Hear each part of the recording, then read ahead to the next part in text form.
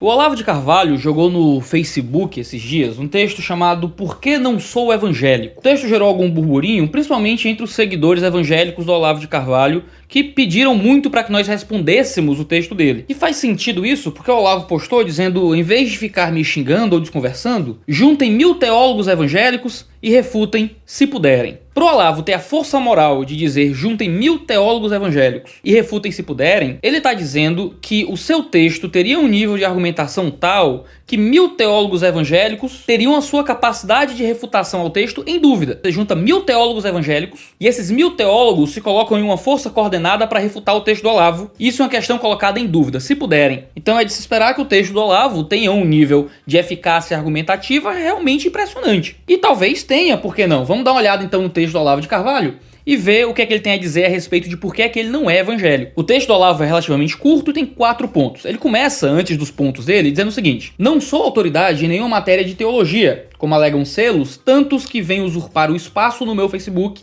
para me xingar de tudo quanto é nome. Como se o Olavo não fosse uma pessoa que xingasse os outros de tudo quanto é nome também. Mas xingar os outros de tudo quanto é nome é uma coisa errada e o evangelho condena isso, tá certíssimo.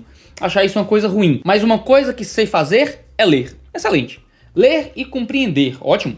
Faço isso não só em português e em outras línguas modernas, mas em algumas antigas, excelente. Não leio com a mesma fluência do português, do inglês ou do francês em grego clássico, mas compreendo esse idioma o suficiente para consultar dicionários, tirar dúvidas sobre o sentido de algumas palavras e averiguar o acerto ou o erro de uma tradução. Eu fico preocupado porque o fato do Olavo evocar grego clássico na leitura do Novo Testamento é um problema, considerado que o Novo Testamento não foi escrito em grego clássico. Este é o Novo Testamento de Nestor Aland 27, certo? Em grego, certo? Se você conferir aqui, é o Novo Testamento em grego. Qualquer teólogo mequetrefe de esquina gasta uns R$80, R$120, dependendo de onde comprar, e consegue um livrinho desse, certo?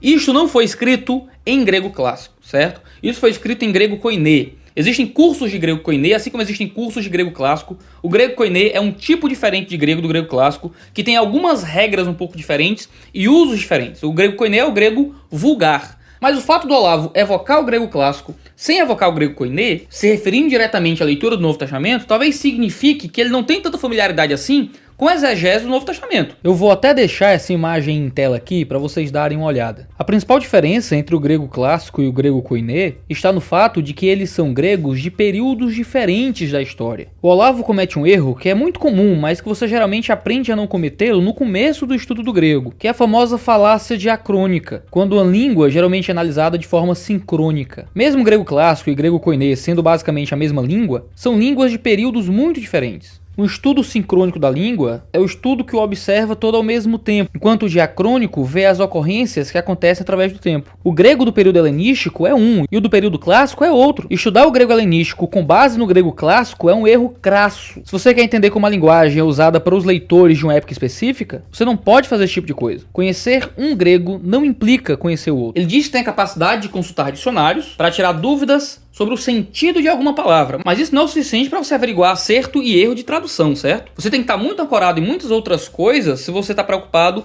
em averiguar uma tradução do Novo Testamento. Só saber consultar dicionários, sem saber ler o grego no original, sem você ter os recursos corretos de tradução e de coisas assim, sem você entender a própria metodologia interna de cada livro, não vai ser o suficiente para você ter capacidade de averiguar uma tradução do Novo Testamento. A gente estuda por muitos anos só isso para conseguir fazê-lo. Você precisa de uma leitura muito superior a essa que o Olavo está colocando para você conseguir ler grego do Novo Testamento e interpretar bem e julgar bem traduções. Eu não quero dizer que o Olavo não conseguiria fazê-lo. Eu só quero dizer que para ele alegar isso, ele tem que ter uma intimidade muito grande com o tipo de texto do Novo Testamento. Coisa que, muito sinceramente, eu duvido que o Olavo tenha. Se ele tiver, excelente. O texto talvez demonstre algum tipo de intimidade com o grego do Novo Testamento. Eu não tenho como dizer que não agora. Mas eu me preocupo se isso que o Olavo está arrogando para si é fato, porque de tudo que eu já li do Olavo, já li muitos artigos do Olavo, alguns livros do Olavo, e ele não parece ter algum relacionamento muito íntimo com a exegese do Novo Testamento grego. Coisa que qualquer pastor formado no seminário tem que fazer 3, 4, 5 vezes por semana para preparar os 3 sermões que geralmente ele prega no domingo,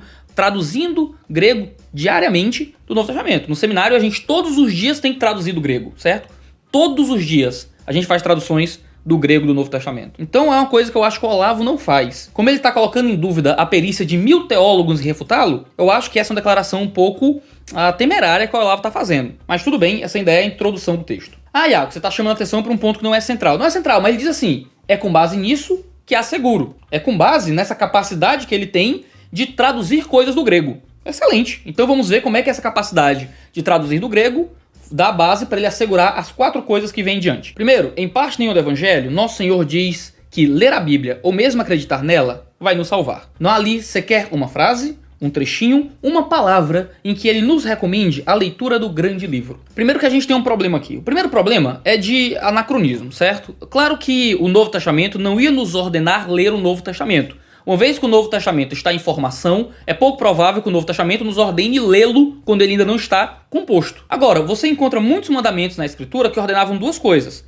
Ordenavam a leitura do Antigo Testamento como um objeto para a nossa instrução na fé. Em João 5,39, Jesus fala aos escribas que eles julgavam encontrar na Escritura a vida eterna e que eles estavam certos disso, porque a Escritura testemunhava a respeito de Jesus. A gente encontraria vida eterna, sim, na leitura da Escritura veterotestamentária, porque ela apontava para o Cristo que era o objeto de salvação. Paulo instrui a Timóteo que ele deveria se dedicar à leitura pública da Escritura à sua igreja. Dizer que não há ali, você quer uma frase, um trechinho, uma palavra em que ele nos recomende a leitura do grande livro, é mentiroso, porque Paulo ordena a leitura do Antigo Testamento várias vezes. E quando ele o faz, ele também o faz se comparando ao Antigo Testamento. A gente já falou sobre isso em vídeo aqui no 2D de Teologia. Você pode ver aqui no card o nosso vídeo sobre Sola Escritura. Mas o próprio Paulo, Pedro, o próprio Jesus estabelecem que aqueles documentos que estão sendo escritos a respeito de Jesus pelos apóstolos são documentos que seriam equiparados com o Antigo Testamento como escritura. A partir do momento que Paulo ordena que a igreja leia a escritura e medite na escritura, e ele coloca os seus textos como escritura, eles parecem, mesmo na formação do Novo Testamento, olha que loucura, indicando a leitura de um material que posteriormente se tornaria Novo Testamento. Então dizer que não há na escritura, você quer um trechinho que nos recomende a leitura do grande livro, é falso, é não conhecer como o Novo Testamento se refere a si mesmo. Mas ele diz que nenhuma parte do Evangelho do Nosso Senhor, a Bíblia é colocada como um instrumento de salvação, que crer na Bíblia vai nos salvar. Isso é verdade. A gente não encontra em nenhum momento a declaração de que simplesmente crer naquilo que a Bíblia diz é suficiente para a salvação. A questão é que ninguém acredita nisso. Ninguém acredita que a simples crença na Bíblia é instrumento para a salvação, porque ninguém é salvo pela Bíblia. Ninguém é salvo pela fé no texto. Nós somos salvos pela fé em Cristo. E é isso que o texto diz. Nós encontramos salvação através da Escritura e não na Escritura. Nós encontramos salvação naquilo que o texto diz a respeito de Cristo. Porque Cristo é o instrumento de salvação, não o texto. O texto é a estrada, mas o fim, o alvo, o objetivo, o destino final é aquilo que Jesus fez na cruz para a salvação do seu povo. Ou seja, o Olavo está batendo num espantalho que simplesmente não existe, nem mesmo nas comunidades mais fundamentalistas, e desconhecendo muito do Novo Testamento. Mas nesse ponto ele ainda diz mais uma coisa. O que ele diz, isto sim, com palavras inconfundíveis, é que a salvação, o ingresso na vida eterna, só vem por um único meio. Excelente. Que meio é esse? Comer o seu corpo e beber o seu sangue. Ou seja, a salvação se dá através de participar da comunhão, da ceia, de comer o pão e o vinho, que de alguma forma simbolizaria, ou seria, ou representaria, ou se transmutaria, você que escolhe, para fins da argumentação aqui, o corpo de Jesus. E ele diz, nem mesmo um retardado mental, naquele excelente estilo educado olaviano, pode confundir essas duas ações com a leitura de um livro, por santo e sublime que seja. Claro, ninguém entende que comer e beber o corpo e o sangue de Jesus seria equivalente a ler um livro a respeito de Jesus. Nenhum retardado mental creria nisso. Excelente. Agora, em lugar nenhum de nenhum grande livro cristão tem alguém dizendo que a leitura, ou mesmo a apreensão intelectual, ou mesmo a crença nas palavras do que está escrito na Bíblia é instrumento suficiente para a salvação. É instrumento necessário, mas não é instrumento suficiente para que alguém seja salvo. Olavo está dialogando com quem? Eu não sei. E olha que eu tenho vasto conhecimento de teologia protestante. Que autor protestante estabelece isso que o Olavo está colocando? Absolutamente nenhum. Mas ele diz uma coisa muito séria. Ele diz que a Bíblia fala de forma inconfundível que a salvação, o ingresso na vida eterna vem por comer e beber do corpo e do sangue de Jesus. E ele diz que é de forma inconfundível. Mas onde, Olavo?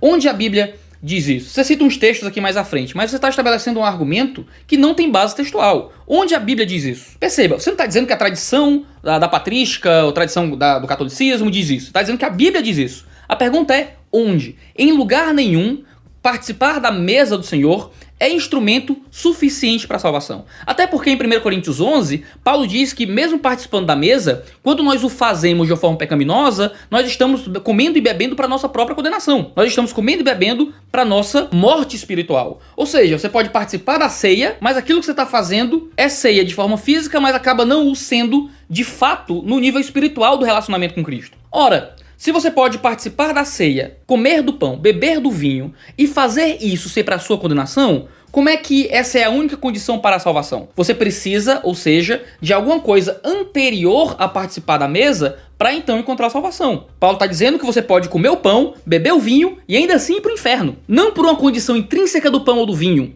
Não porque quem orou pelo pão ou pelo vinho era pecador. Não, nada disso. Ele diz que você come do pão, você bebe do vinho, que para uma pessoa é comunhão com Cristo e para você vai ser morte espiritual porque você está fazendo isso de uma forma pecaminosa no seu próprio coração. É o que o texto de 1 Coríntios 11 diz. Então, alguma condição anterior à participação da ceia é que de fato diz se a ceia vai ter valor ou não. Então, como é que a ceia pode ser o único caminho para a salvação? Como é que a ceia é o único meio do homem encontrar a salvação em Cristo? Algum fator anterior a isso precisa ser esse meio. E a Escritura declara com muita clareza que meio é esse, que é o meio da fé em Cristo Jesus. Pela graça nós somos salvos, isso é dom de Deus, Efésios 2. Romanos 3 vai dizer que é unicamente pela propiciação encontrada em Cristo Jesus, e quando cremos pela fé naquilo, é que nós encontramos vida eterna. 2 Coríntios vai dizer que aquele que não tem pecado foi feito pecado por nós, para que nós nele fôssemos feitos justiça de Deus. Paulo vai dizer que é pela fé que vocês são salvos. Nossa salvação se dá unicamente por meio da obra de Cristo na cruz. Não é pela participação no rito memorial, como alguns protestantes acreditam a respeito da ceia,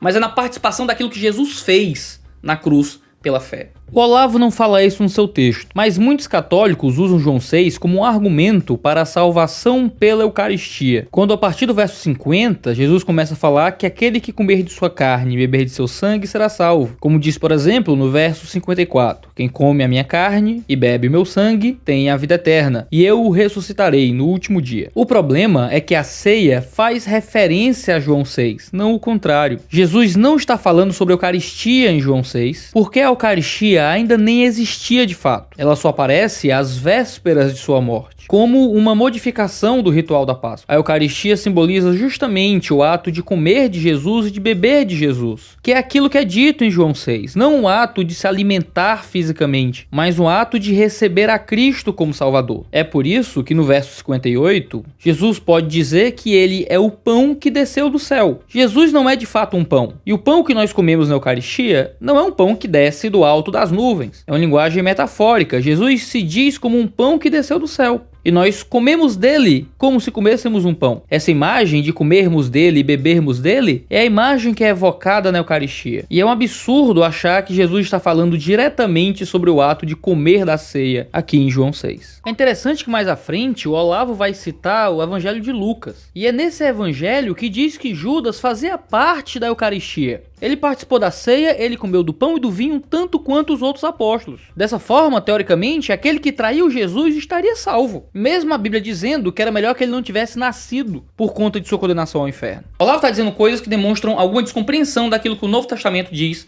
acerca de Jesus. Esse é o primeiro ponto. Segundo ponto que Olavo diz. Um rito, por definição, é a repetição formal e exata de um ato fundador, o qual, dessa maneira, salta a barreira do tempo e se torna novamente presente com o mesmo poder e eficácia do instante originário em que se realizou. Aqui ele está definindo o que é um rito. Quando batizamos um bebê, não estamos apenas rememorando o que fez João Batista, mas repetindo com atual vigor e efeito o que ele fez nos tempos bíblicos: integrar uma nova alma humana no corpo místico de Cristo, abrindo-lhe em potência as portas do céu. A pergunta é, e daí, no primeiro momento, certo? Porque se isso o é de fato, o rito do batismo adentraria qualquer pessoa nesse mesmo relacionamento com o corpo místico de Cristo. Por que é que um batismo feito em uma igreja evangélica e um batismo feito numa igreja católica não são ritos que repetem exatamente a mesma coisa se a gente assumir o pressuposto do Olavo? Ele pode ter alguma explicação, mas a explicação não está aqui. Igrejas presbiterianas, por exemplo, batizam bebês. Ele fala aqui do batismo de um bebê. Por que é que o batismo de um bebê numa igreja presbiteriana não estaria rememorando o que fez João Batista e repetindo com atual vigor e efeito o que ele fez nos tempos bíblicos? Por que é que esse batismo não estaria integrando a nova alma humana no corpo místico de Cristo, abrindo-lhe em potência as portas do céu? Porque você pode aplicar isso a qualquer outra comunidade que batize crianças também. Olavo poderia ser um evangélico presbiteriano, sem dificuldade, e concordar com o ponto 2 Absolutamente. Um evangélico pode ler o ponto 2 e concordar com o ponto 2 de Olavo aqui. Eu não concordo particularmente. Eu nem quero entrar muito nas definições de rito do Olavo. Mas nós não seguimos o batismo de João Batista. Quando a gente lê o livro de Atos, a gente percebe que o batismo de João e o batismo de Jesus eram dois batismos muito distintos.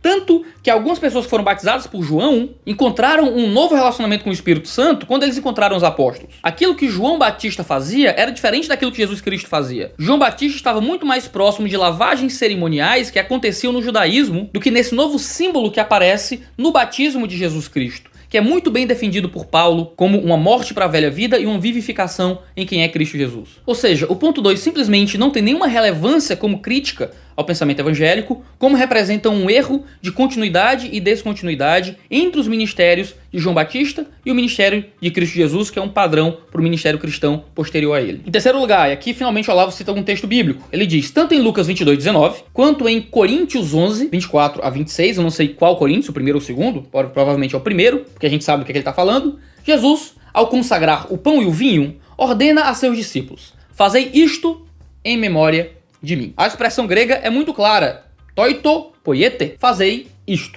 Ele não disse, fazei um memorial disto, mas fazei isto. Consagrar o pão e o vinho, transformando-os no corpo e no sangue do Redentor. Cabe considerar que o Olavo, se considerando tão conhecedor de grego, ele tinha que conseguir transliterar isso aqui de forma melhor, tá? Tutopoieite seria transliterado de forma um pouco diferente. Por exemplo, o Y não viraria um Y, mas viraria um U. O epsilon com iota não viraria um E com circunflexo, mas um E e um I normalmente. Isso é só uma tecnicidade, mas se o Olavo se arroga como alguém que pode corrigir traduções do grego, isso aqui tinha que estar mais bem feito. Vamos lá, vamos começar lidando aqui com o exegese do Olavo. O Olavo começa a fazer a exegese do grego do Novo Testamento. De fato, Jesus diz fazer isto. A ideia é fazer aquilo que ele está fazendo, que é comer e beber do corpo e do sangue, como ele o coloca. Mas quando ele fala que o texto não diz fazer um memorial disso, ele está entrando no absurdo. Por que o absurdo? Porque não tem como você fazer um memorial da ceia. A ceia não é um memorial da ceia. Nenhum protestante vai dizer que ao participarmos da ceia, estamos fazendo um memorial da ceia de Jesus. De forma alguma.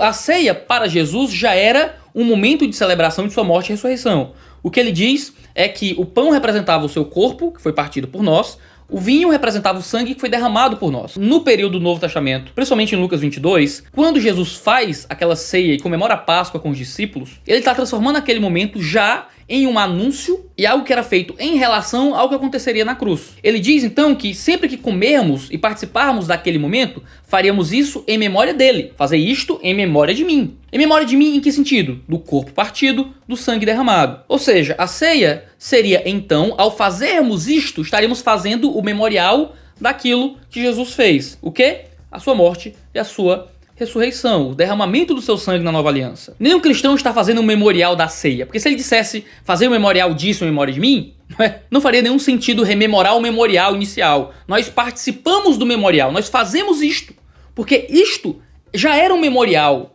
já era a declaração do que aconteceria no futuro, e para nós é uma lembrança do que aconteceu no passado. Nós participamos do mesmo ato como os discípulos participaram. Alegar que está escrito fazer isto está certo, mas não tem nenhuma relevância em termos de crítica à ideia memorialista da ceia. Ele alega dizendo que o que aconteceu foi consagrar o pão e o vinho, transformando-os no corpo e no sangue do Redentor. Coisa que é um pouco complicado de você conseguir provar no texto, certo? Eu não vou entrar em minúcias teológicas nessa passagem, mas não é uma coisa fácil de você provar, que Jesus estava necessariamente transformando o pão e transformando o vinho em sangue e em corpo. Até porque o seu sangue e o seu corpo ainda estavam contidos nele naquele momento. Ele criou uma extensão do seu corpo, uma extensão do seu sangue naquele momento? Complicado dizer isso. Mas quando ele diz que este é meu corpo, se você olhar para o significado tanto na simples morfologia quanto no uso pragmático da linguagem, você entende que isso não necessariamente significa que era o corpo de facto de Jesus e que era o sangue de facto de Jesus. Como Lutero, olha só, afirmava, Lutero acreditava nisso, que o corpo e o sangue ali estavam compostos, estavam dentro, de alguma forma, da estrutura molecular do vinho e do pão. Mas você precisa de muita boa vontade para fazer o texto significar necessariamente isso. Dizer que algo é alguma coisa tem muitas possibilidades de significado lexical quando você vai traduzir as passagens. Quando você vai entender, até mesmo em qualquer língua que você for traduzir. É um uso muito fechado e escolher uma possibilidade dentre várias. E justamente uma possibilidade menos provável dentro de um texto. Ele diz então que isto é o ponto culminante da revelação cristã. A chave mesma da salvação. Mas o ponto culminante da salvação é o que aconteceu com Cristo, não o ato de rememorar o que aconteceu com Cristo. Nada na Escritura aponta a ceia como o clímax das histórias do Evangelho. Quando você lê os sinóticos, quando você lê João, você percebe que a morte de Jesus na cruz e sua ressurreição representam um clímax narrativo, não a ceia. Quando o Evangelho é apresentado por Paulo, por exemplo, em 1 Coríntios 15, ele vai dizer que o centro do Evangelho, da obra da Escritura, é que Jesus morreu e ressuscitou. Não é a ceia, simplesmente. E ele vai dizer o seguinte: Lutero, Calvino e seus seguidores reduziram este ato a um simples memorial, esvaziando-o da sua eficácia ritual no presente e negando a transformação real das duas substâncias. Isso está efetivamente errado. Lutero cria em consubstanciação e acreditava que o pão e o vinho continham dentro dele e havia uma consubstância entre o corpo de Cristo e o sangue de Cristo com a substância do pão e do vinho. O artigo 10 da Confissão de Fé de Augsburgo, por exemplo, que é a Confissão de Fé das Igrejas Luteranas, diz que da ceia do Senhor se ensina que o verdadeiro corpo e o verdadeiro sangue de Cristo estão verdadeiramente presentes na ceia, sob a espécie do pão e do vinho, e são nelas distribuídos e recebidos. É vastamente conhecido que Lutero acreditava ainda na presença física e real do corpo e do sangue de Jesus nos elementos da ceia. Existem registros de brigas homéricas entre Lutero e Zwinglio sobre isso. Zwinglio sim cria no memorial na ceia. Lutero nunca acreditou nisso e Lutero e Zwinglio entravam em debate sobre isso, porque Lutero estava muito mais próximo de uma concepção católico-romana da ceia do que Zwinglio. Olavo de Carvalho está projetando sobre dois personagens históricos uma visão que não é deles. Calvino tinha uma visão um pouco mais diferente, mas ainda está errada a visão que Olavo fala de Calvino, porque Calvino não acreditava em memorial da ceia. Calvino acreditava em uma presença espiritual de Cristo na ceia, de forma que ele evidentemente estava lá quando você ceava. Por isso que a visão presbiteriana da ceia vê a ceia como um sacramento, assim como os católicos em algum sentido veem. Tem suas diferenças, mas há alguma semelhança aí. O que é bem diferente de uma visão batista comum, que é uma visão muito mais próxima da zwingliana, que é uma visão memorialista. Então Olavo de Carvalho está confundindo alhos com bugalhos aqui. Ele está projetando sobre Lutero e Calvino e seus seguidores visões que não são de Lutero e de Calvino. Isso está efetivamente errado. Não é uma questão de interpretação, certo? É uma questão de fato objetivo da realidade. Lutero e Calvino não acreditavam nisso que Olavo está produzindo a respeito deles. E ele diz: curiosamente, não fizeram o mesmo com o rito do batismo. O famoso batismo nas águas das igrejas evangélicas não se apresenta como um puro memorial do que João Batista fazia, mas como um rito atual, investido das mesmas propriedades do batismo conferido por João Batista. Não, está errado. O batismo de João é outra coisa, certo? A gente já comentou sobre isso. Se o batismo tem esse poder, por que não o teria a Eucaristia? Mas ninguém disse que não tem. Corrigindo aqui o texto do Olavo, se nós participamos do mesmo batismo que Jesus e os apóstolos ofereciam, nós também participamos da mesma ceia que Jesus e os apóstolos participaram. Ninguém discorda disso. O Olavo está de novo batendo em um espantalho que simplesmente não faz nenhum sentido dentro da fé protestante. Quarto lugar, Olavo coloca: recusando-se a obedecer à ordem explícita de Jesus Cristo, Lutero, Calvino e tutti quanti instituíram em lugar dela o biblismo, o culto do texto bíblico, fazendo deste, em vez da Eucaristia, o centro da revelação cristã, reduzindo, portanto, o cristianismo a uma religião do livro, al-Kitab, tal como entendem os muçulmanos. Primeiro que comparar o modo como o Sola Escritura se refere àquilo que Deus revela no livro sagrado e aquilo que os muçulmanos dizem a respeito do livro sagrado eu não sei como chamar isso, mas é uma bobagem, certo? É uma bobagem porque existem aproximações muito distintas em nível de epistemologia do modo como os cristãos protestantes que acreditam no Sola Escritura veem no texto bíblico, desde Gordon Clark ou mesmo Cornelius Van Til, no modo como eles apresentam uma epistemologia a partir do texto, ao modo como o islamismo vê o texto. São coisas extremamente opostas. Mas o mais absurdo é falar de que o biblismo foi colocado como o centro do culto e que é um culto ao texto bíblico, fazendo do livro o máximo da revelação ao invés da Eucaristia. O que o Olavo não consegue entender aqui é o seguinte, que ele depende de uma revelação da Bíblia para entender alguma coisa sobre a Eucaristia. O modo como ele chega à visão dele da Eucaristia não é numa meditação transcendental, não é com um dedo escrevendo na parede. Ele pegou um texto e ele leu o texto para saber o que é que o texto diz sobre a Eucaristia. Ou seja, a visão que ele tem a respeito da Eucaristia foi dada pelo texto. Significa que para ele o texto é importante e é uma fonte de revelação sobre a Eucaristia. Só que esse mesmo texto não diz que a Eucaristia é o ápice da revelação de Cristo. Em Hebreus 1 diz que o próprio Cristo é o ápice da revelação de Deus. Você vê isso em Hebreus 1, 1 a 4. E o centro da obra de Cristo, como é apresentado em vários locais do Novo Testamento, como em João ou até mesmo em 1 Coríntios 15, é a morte e a ressurreição de Jesus. Esse é o ápice da obra revelatória de Deus. O registro disso é a Escritura Sagrada. O memorial disso é a ceia. Até pra gente chegar a uma compreensão da ceia, ceia. A gente precisa do livro. Ninguém está cultuando o livro, ninguém adora o livro, ninguém ora ao livro, se prostra ao livro, como os católicos se prostram e adoram os objetos da Eucaristia. Se você já fez primeira comunhão e crisma, você sabe disso. Você presta reverência até ao objeto, porque o corpo de Jesus estaria ali de alguma forma. Coisa que ninguém faz com o livro bíblico. O livro bíblico é usado como principal fonte de revelação a respeito das coisas, inclusive a respeito da Eucaristia, como o Olavo faz no texto dele. Ele usa a Escritura como uma fonte de revelação sobre o que é a ceia. Por que eu não posso fazer isso com o resto do Novo Testamento? Por que eu não posso fazer isso com o resto dos elementos de fé? O fato é que nenhum desses 4 pontos explicam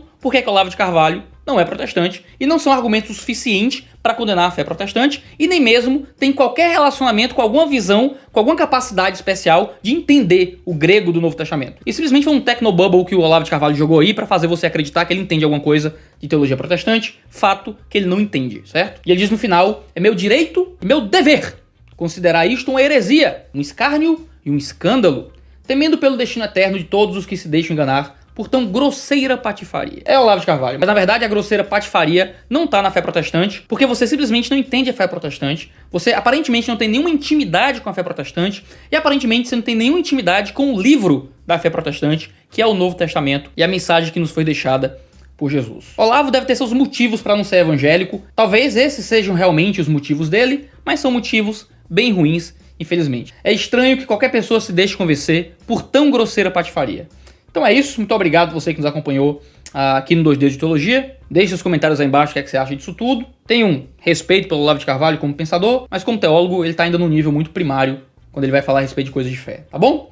Obrigado, você sabe o que fazer aqui no canal, se inscreve, compartilha essas baboseiras todas aí que se faz no YouTube. Um abraço, entra aí em 2dedosdeteologia.com.br para você ajudar a financiar esse canal e se inscreve aí porque tem vídeo aqui toda segunda, quarta e sexta-feira, 10 horas da manhã. Muito obrigado, valeu e tchau, tchau.